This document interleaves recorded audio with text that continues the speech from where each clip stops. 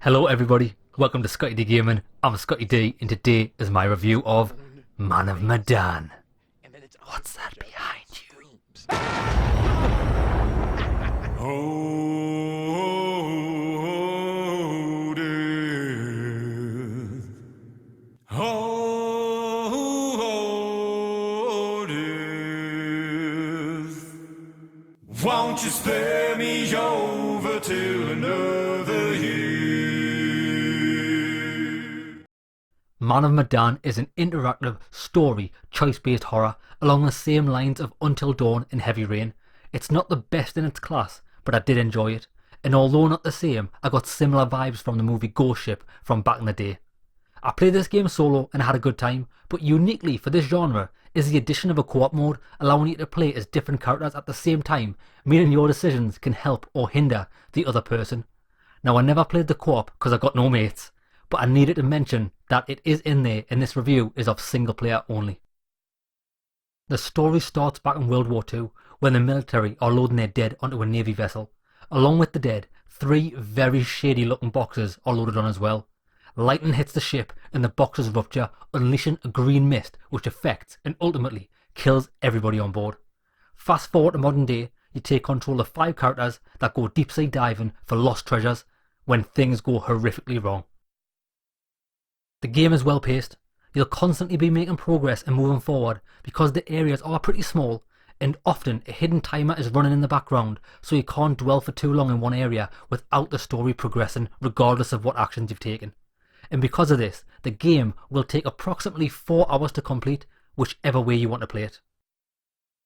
Most of the game takes place on an old, dilapidated World War II Navy ship. It's dark, scary, but it does all look the same. You won't get much visual diversity here. The characters do look really good though, and I thought the facial animations were pretty well done. And I also enjoyed the entire cast of characters. They're all relatively normal, some may even say a bit boring, but I see them more as believable. The 2 standout characters are Conrad, the bruh, who likes booze and boobs, but it's very tastefully done and it's not a parody of itself. And the other one is a girl called Fliss. She's your tour guide and doesn't know the other characters personally. She's a no bullshit, straight to the point type of woman, and I wish she got more screen time. But then again, maybe she would have gotten more screen time if I got everyone else killed and there was no other choices but to play as her. The actual gameplay is limited, which is very common for this genre. There are 3 things that you'll get to do. The first one is walking around small areas exploring, picking up items, investigating, learning the history of wherever you are. The second is making choices. You'll often be given choices to make and you'll normally have 3 options each time.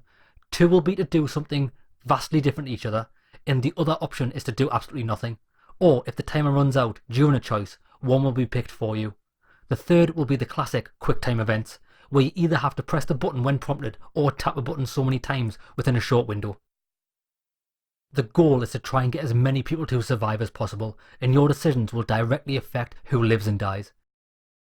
The game throws many subtle and not so subtle hints as to what's really going on, and if you figure it out quickly, then you'll know exactly how to save people.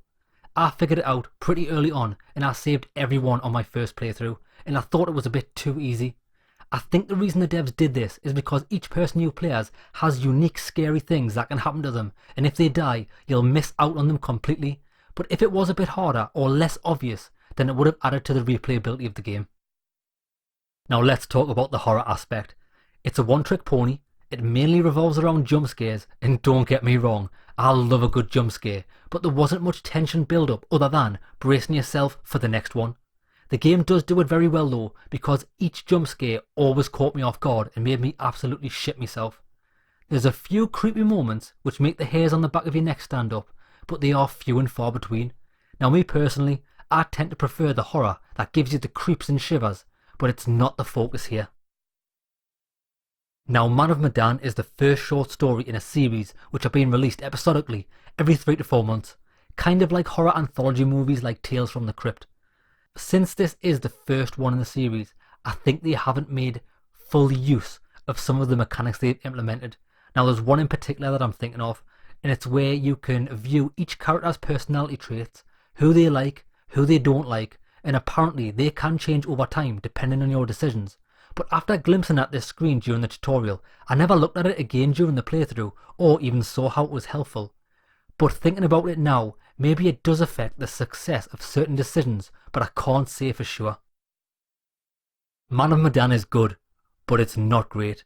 It's not as good as other games in its genre, but that could be due to the fact of its short story type of nature. Even so, I would still recommend this to anyone who likes choice-based story gameplay, or even horror scares, and I'm excited to see what other stories will be told in future episodes.